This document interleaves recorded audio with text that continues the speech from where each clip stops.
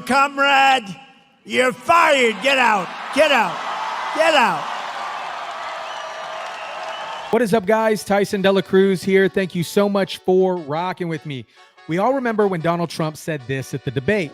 In Springfield, they're eating the dogs, the people that came in. They're eating the cats. They're eating the pets of the people that live there. Since then, TikTokers, influencers, social media has taken it upon themselves to create a crazy, viral, astronomically viral song and dance about eating the dogs and eating the cats.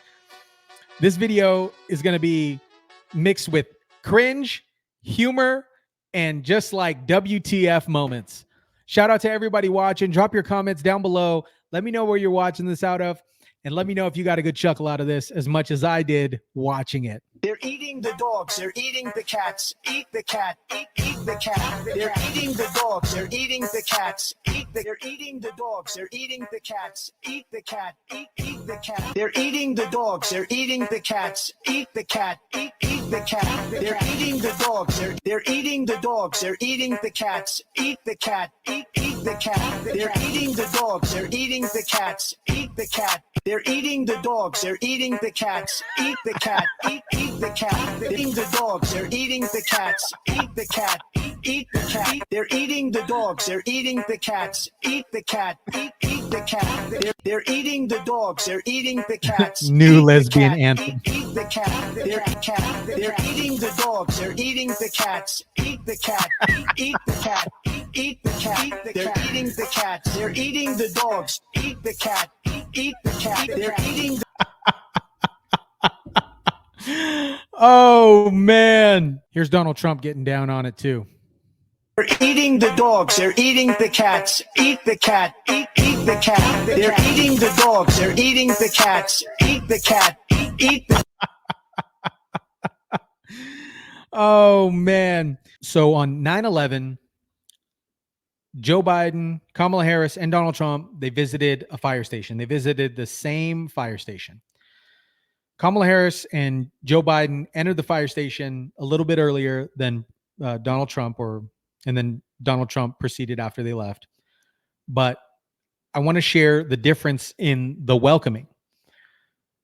Joe Biden and Kamala Harris walking in the fire station.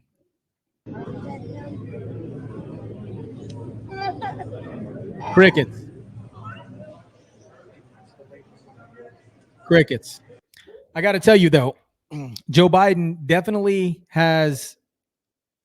he looks more relaxed. He's like, I think he has senioritis, guys. He's like, man, I'm out of this piece in a couple months. He just looks more relaxed. He still looks a little lost, but he looks more relaxed. Relaxed, lost.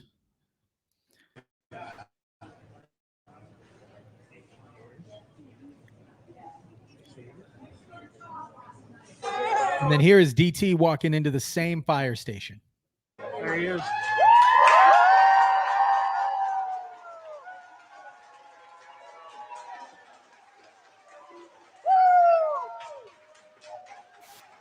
Big difference. Kamala Harris and Joe Biden walking in.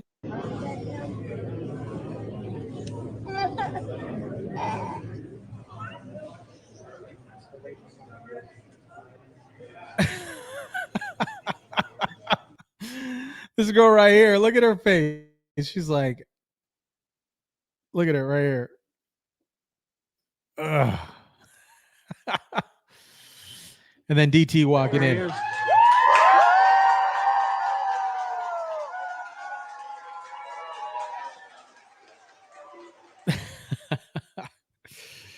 Joe Biden had a rough one that day. He went and he visited some folks.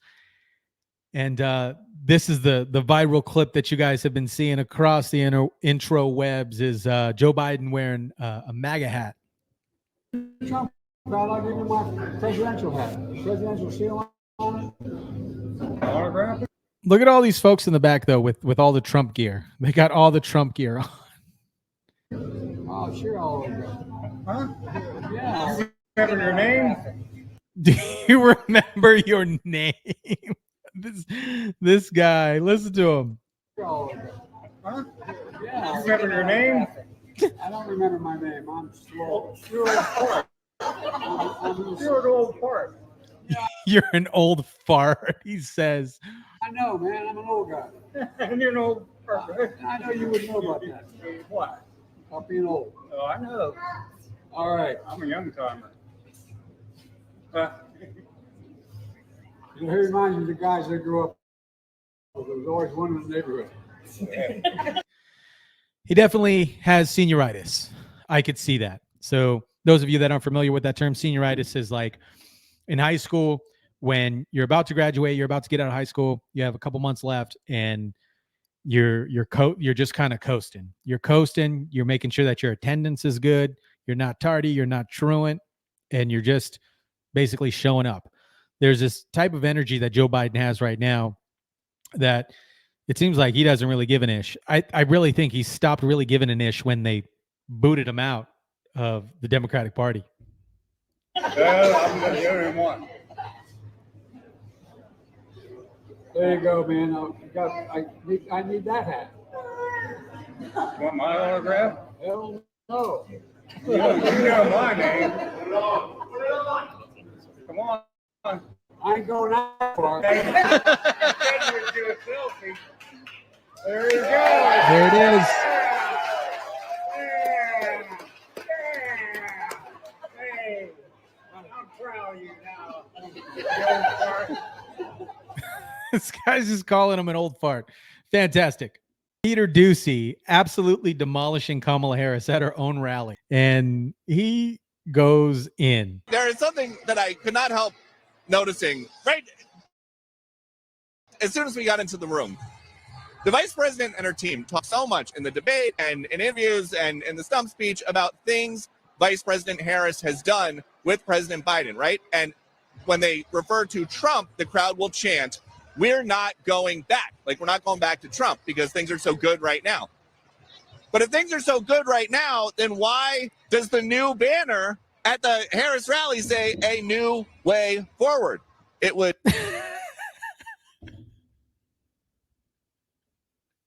I don't know if I can keep it together on this video, guys.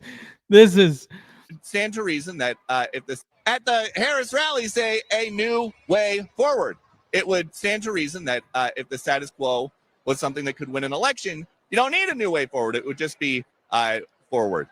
Neil. It's a very good point. Peter, oh man. They did not have a good day yesterday at the rally, by the way. Listen to what Tim Walz said about Kamala Harris at the rally. Because this started, and I love this story, as a young prosecutor. Come on, guys. This is like, this guy looks so rough right here. How many of you guys agree with me? This guy looks rough, man. He looks like he had a hard weekend, man.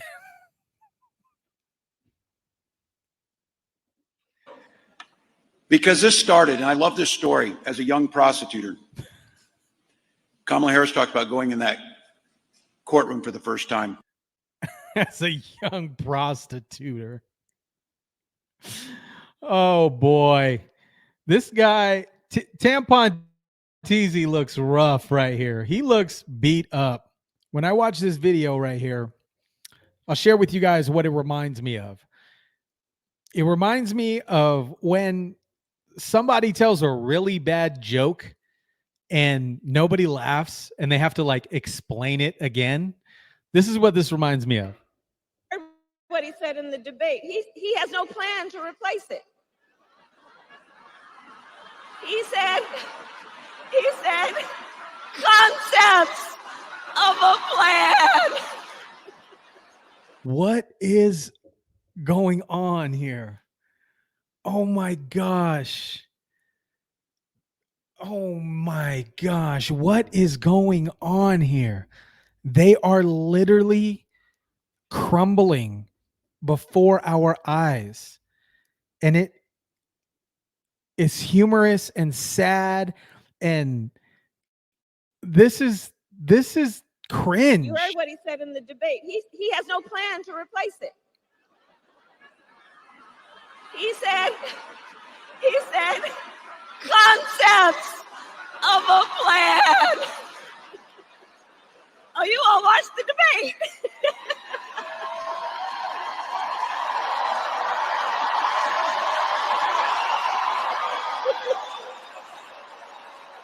Meanwhile, they're still bussing people in, and they said now they're saying they're not denying the fact that they're bussing people in. They're just saying they're leaving the buses in front for security purposes, and they're bussing people in for security purposes. Okay, but let me share what this reminds me of. It reminds me of a movie. It's called White Chicks, and they say jokes that nobody gets, and she's like, "You get it? You get it?" Your mother is so stupid that she goes to Barney's Rooftop Deck restaurant for lunch and orders a niçoise salad and calls it a Nicoy salad. Nicoy salad, right? He said, concepts of a plan. Pardon the cringe, guys. Here's a little bit more cringe.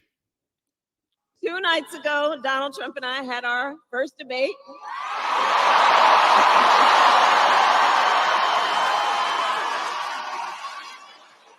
And I believe we owe it to the voters to have another debate. 2 nights ago. Come on, bro. Kamala Harris's campaign just got caught for bussing people in, thousands of people to a North Carolina rally. Thousands of people into her North Carolina rally. Here's the folks getting bussed in. Thousands of people bussed in from hours away. Hours away. Like, golly. Check this out, guys. GPS, 5,003 mobile devices at Kamala Harris's rally in Charlotte, North Carolina on Thursday afternoon.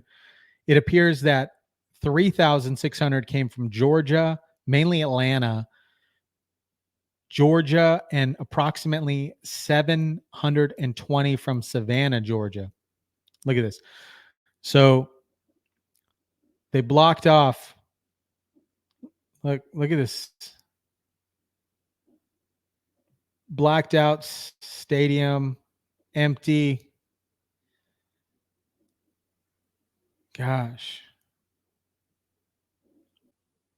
JD Vance absolutely torches Kamala Harris's lies at the debate in less than 5 minutes. This is a good one, guys. In action at this moment. And as a former veteran, or as a veteran, I should say, I want to ask you about this. Let's watch this. As of today, there is not one member of the United States military who is in active duty in a combat zone in any war zone around the world. Incredible. And for me, it's a bookend to President Biden on June 27th saying that no one had been killed. No American service member had been killed, which to ignore what happened at Abbey Gate was so reprehensible. I think it's one of the reasons that he's no longer in the race. Well, but your take on what she said. Martha, it's astonishing for the vice president to say this. Just a couple of weeks ago, you had American troops who were seriously injured, likely by Iranian-backed militias. The fact that she actually serves as the vice president and is apparently unaware that the people serving underneath her are not just in harm's way, they're not just in a combat zone, Martha, they have been actually injured in just the last couple of weeks. And again, it shows how thin and superficial Kamala Harris's entire approach to public policy is. This is a person who doesn't know what's going on. She doesn't know what's going on around the world. She can't articulate her own economic policies. She can't tell what's different about her policies from Biden's policies. There's just not a whole lot of substance there. And whatever your disagreements about Kamala Harris's policies, and I have many, I don't want a vice president who doesn't even know that we have troops in harm's way. That's not a leader that's fit to serve. I mean, you look at Syria, you look at the effort around the Houthi rebels. There are Americans, I heard Joey Jones talking about this morning. I thought he was eloquent on this, talking about the fact that every one of those people could be activated within minutes. So they are there to protect. They are there when, you know what hits the fan, to be ready to protect American interests at any moment. I also, this story's gotten almost no attention, but I've been keeping an eye on it. This Pakistani individual who was arrested on July 12th, the day before the assassination attempt on President Trump, apparently at the direction of Iran, was here to try to kill President Biden or President Trump. And, Iran's role in all of this, I think, I don't know why it's not getting more attention, but it also is something I think that could blow up any minute. It should get more attention. And it's one of the reasons why the Iranians have leverage over us is that wide open southern border. We have no idea how many active terror cells that are operating within this country right now because they've been welcomed in across that wide open southern border. We're going to eventually have to respond to some crisis in the world, and these guys are going to be in a better position to hit back against us because of who Kamala Harris has led into this country. So the border, I think President Trump made this point last night. It's such an important point. The border is connected to everything. The border has made our national security weaker. It's given the bad guys leverage over our country. You let in 25 million illegal aliens, it drives up the cost of housing because foreigners who shouldn't be here are competing with Americans for scarce homes. Everything has gotten worse under Kamala Harris's leadership. The border's a big part of it, and it drives so much of what's broken in this country. So how was your experience watching last night when you think about the fact that you are up next, or maybe up next, depending on how things go? And, of course, we're hoping we're going to see another presidential debate, and we'd love to do it here. How are you preparing? What's your method of preparation against Governor Walz? Well, by the way, I appreciate you guys being willing to host these debates. It's very important. And unfortunately, you have Vice President Harris and Tim Walz, who are effectively running from the American media, running from hostile media, running from friendly media. And I think it's really disgrace. I mean, the way that I think about this is it's an opportunity, right? I get 90 minutes to talk to the American people about how Donald Trump can make their lives better, about how his vision for fixing inflation, for lowering the cost of housing and securing that southern border, and why they should elect him president of the United States to make their lives better. So it's 90 minutes where we're going to talk about a lot of policy. I'm trying to read and just understand as much as possible, what Tim Walz has done, what policies he supported, and how it's so different from the prosperity and peace that Donald Trump delivered. I want to talk to people, and I get an opportunity to do that for 90 minutes. So we're going to try to be as well versed in the policy, because that's ultimately what's going to make people's lives better as it happened under Donald Trump, or worse as it's happened under Kamala Harris. I think. Boom. Mic drop. Shout out to everybody watching. Really appreciate you guys. Drop your comments down below. Let me know what you think about Biden wearing the Trump hat. He has senioritis. Kamala Harris's cringe-worthy moments at her rally. Gosh, what is going on? Drop your comments down below. Smash the like button. Share, subscribe. And as always, I'll catch you on the next one.